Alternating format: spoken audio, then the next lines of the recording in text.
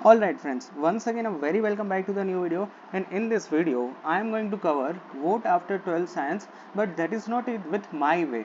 अब यहाँ पर दिव्य भास्कर का आर्टिकल मैं पढ़ रहा था और इसके अंदर यहाँ पर दिव्य भास्कर में कुछ यहाँ पर आपको गाइडेंस किया गया है कि कौन से में कौन सी रेंज में आप क्या सिलेक्ट कर सकते हो, ये सब कुछ यहाँ पर दिया गया है। अब ये कितना एक्यूरेट है, कितना अच्छा है, आप इसके बारे में क्या सोच रहे हो, ज़रूर से नीचे कमेंट में बताना, ठीक है। So now let's start with the one by one. तो सबसे पहले तो हम स्टार्ट करेंगे साइंस से और उसके बाद हम जाएंगे कॉमर्स के अंदर, ठीक है। तो ये पूरा का पूरा दो पार्ट यहाँ पर डिवाइड कर दिया गया है कि लेफ्ट हैंड साइड पूरा साइंस है और राइट हैंड साइड यहाँ पूरा का पूरा आपको कॉमर्स देखने को मिल रहा है, ठीक है। So now let's start with the science. तो ધોરણ 12 સાયન્સ પછી શું, જેમાં અહીંયા સૌથી પહેલા પેરેગ્રાફમાં આપેલું છે 91 થી 99 પરસેન્ટાઇલ, પછી 60 થી 90 परसेंटाइल, 45 टू 60 परसेंटाइल। तो ये तीन तरह के यहाँ पर कैटेगरी देखने को मिल रही है, पहली, दूसरी और तीसरी। इसके सामने यहाँ पर गुजकेट JEE ના આધારે કયા બ્રાન્ચમાં એડમિશન મળશે તે પણ અહીંયા લખાયેલું છે। જ્યારે આપણે સામાન્ય પ્રવાહ એટલે કે કોમર્સની વાત કરી તો 91 થી 99 પરસેન્ટાઇલ હોય તો, 81 થી 90 પરસેન્ટાઇલ હોય તો, 71 થી 80 અને 61 થી 70 પરસેન્ટાઇલ હોય તો શું કરવાનું રહેશે, એ વસ્તુ પણ અહીંયા આપેલી છે।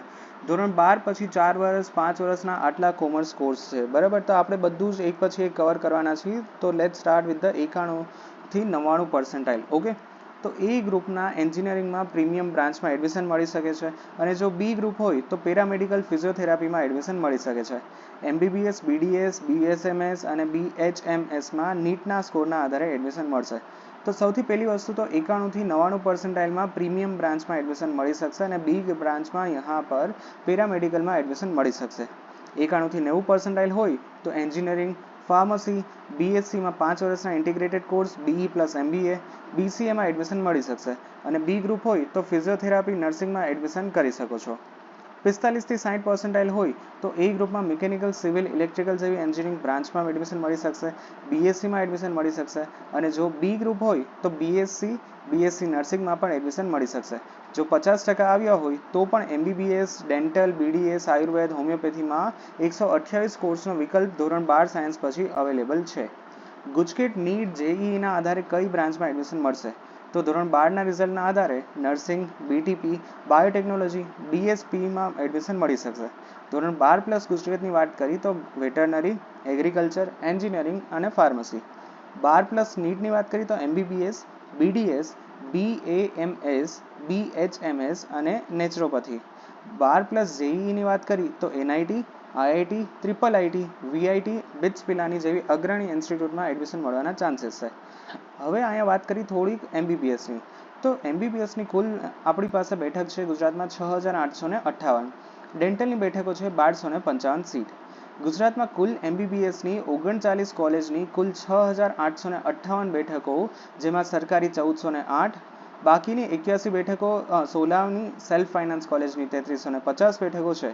સરકારી કોલેજની આ વર્ષે વાર્ષિક ફી 25,000 હોય છે, જ્યારે GMEIRS મેડિકલ કોલેજમાં ગવર્મેન્ટ કોટાની ફીનું ધોરણ પણ વાર્ષિક 3.30 લાખ છે। મેનેજમેન્ટ કોટાની બેઠકનું ફી ધોરણ વાર્ષિક 9 લાખ છે। સેલ્ફ ફાઇનાન્સના મેડિકલ કોલેજની ગવર્મેન્ટ કોટાનું ફી વાર્ષિક ધોરણે 6 લાખ છે, અને મેનેજમેન્ટ કોટાની બેઠકોનું ફી વાર્ષિક ધોરણે 18.40 લાખ છે। ગુજરાતમાં ડેન્ટલની કુલ 12 કોલેજની 1255 બેઠકોમાંથી સરકારી 250, સેલ્ફ ફાઇનાન્સની 1005 કોલેજો છે।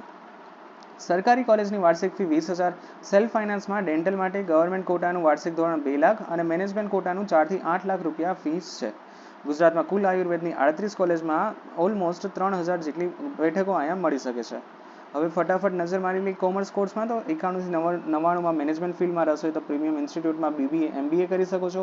એકાઉન્ટમાં જવું હોય તો CA કરી શકો છો, CPT કરી શકો છો, આ બધું કોર્સ છે। અને કાયદામાં જવું હોય તો BCom BBA પણ ઓપ્શન અવેલેબલ છે। 81 થી 90માં એકાઉન્ટમાં સારા માર્કમાં CA CSનો કોર્સ, આર્ટ્સ સ્ટ્રીમના વિદ્યાર્થીઓ BA પ્લસ BEdનો ઇન્ટિગ્રેટેડ કોર્સ પણ કરી શકો છો। 91 થી 80 પરસેન્ટાઇલમાં computer related course, data science, artificial intelligence, machine learning, ડિઝાઇનમાં પણ જઈ શકો છો। અને 61 થી 70 પરસેન્ટાઇલ હોય તો BCom, BA, BBA, bachelor of social વર્કમાં તમે જઈ શકો છો। ધોરણ 12 પછી 4 વર્ષ 5 વર્ષના આટલા કોર્સ છે।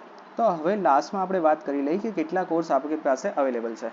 તો 4 વર્ષના કોર્સમાં ગ્રેજ્યુએશન કક્ષાના કોર્સમાં BCom, BCom honours, BBA, BBA in hotel management, sports management, event management અને liberal studies, liberal arts available છે. BBAની વાત કરીએ તો અહીંયા આઈટીનો કોર્સ છે, BCA IT, bachelor in designing, BID જેવા કોર્સીસ પણ અવેલેબલ છે. આ સિવાય તમારી પાસે BFA, BFFW, BRS જેવા કોર્સ પણ આપણી પાસે અવેલેબલ છે. આમાંથી અમુક કોર્સ તો એવા છે કે જે તમારા માટે ફર્સ્ટ ટાઈમ હશે તો તે તમે ઓનલાઈન ગૂગલ પર પણ સર્ચ કરી શકશો. 5 વર્ષના ઇન્ટિગ્રેટેડ કક્ષાના કોર્સમાં BCom, MBA, BCom plus LLB, BBA plus LLB, MSc પણ તમે કરી શકો છો. Alright, so yeah that's it for today's video. Thank you very much for watching this video. If you have any doubts then ask me in the comment section. Thank you. Bye bye.